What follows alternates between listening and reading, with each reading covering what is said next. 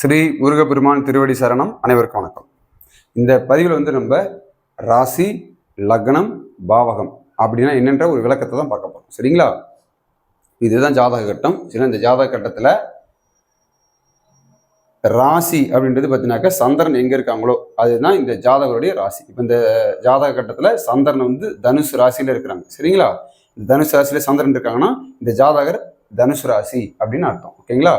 அதே மாதிரி இந்த ஜாதக கட்டத்தில் இந்த ஜாதகருக்கு லக்னம் போய் மேசத்தில் இருக்குது. அப்போது இந்த ஜாதகர் என்ன அப்படின்னாக்கா மேச லக்னக்காரர் அப்படின்னு அர்த்தம். இந்த ஜாதகர் மேச லக்னம் தனுசு ராசி கொண்டவர் அப்படின்னு அர்த்தம். சரிங்களா? இதில் இந்த லக்னம் தான் பாவகம் அப்படின்னு என்னன்னாக்கா லக்னத்துலேருந்து தான் பலன்கள் ஸ்டார்ட் ஆகும். இதுதான் முதல் பாவகம் அப்படின்னு அர்த்தம். லக்னம் எங்கே போட்டிருக்கோ இதுதான் முதல் பாவகம்னு அர்த்தம்.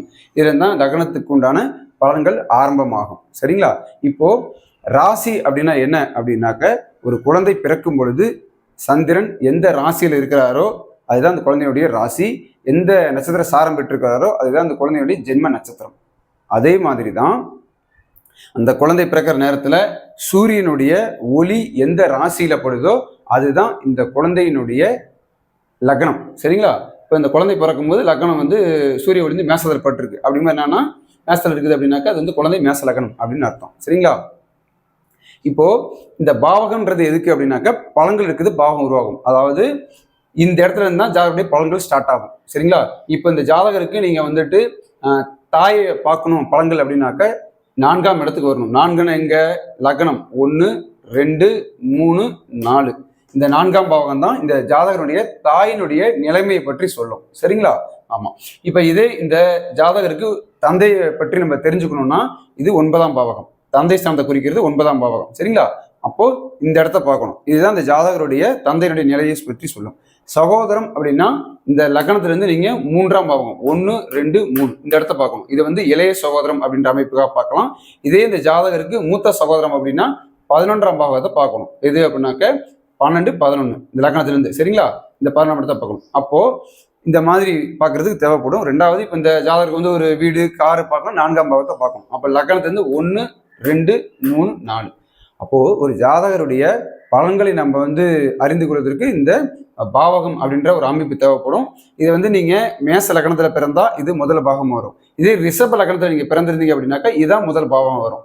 மிதுனத்துல பிறந்திருந்தா இது முதல் பாவகம். இங்கிருந்து 1, 2, 3, 4, 5, 6, 7, 8, 9, 10, 11, 12 இப்படிதான் நீங்க எண்ணணும்.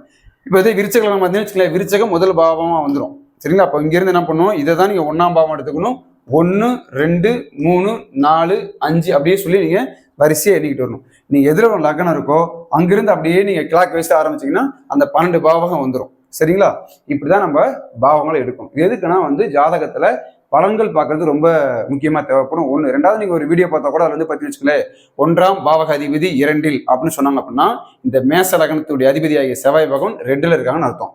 அப்போ இந்த ஜாதகருக்கு எப்படி இருக்கும்? இப்படி நோக்கம் ஃபுல்லா குடும்பத்து மேலேயே ஞாபகமா இருக்கும், பணம் சார்ந்த விஷயங்கள் அப்படி நோக்கம் இருக்கும், இந்த மாதிரி அர்த்தம். அப்போ 1ஆம் அதிபதி 2ல் அப்படின்னா இந்த லக்னத்துடைய அதிபதி செவ்வாய் 2ல் இருக்காருன்னு அர்த்தம். இதை கொஞ்சம் நீங்க பேசிக் தெரிஞ்சு வச்சுட்டோம்னா நமக்கு ஒரு பலன்கள் தெரிஞ்சுக்கிறதுக்கு ரொம்ப ஒரு தேவையான நல்ல விஷயமா இருக்கும். மீண்டும் நம்ம அடுத்த பதிவில் சந்திப்போம். நன்றி, வணக்கம்.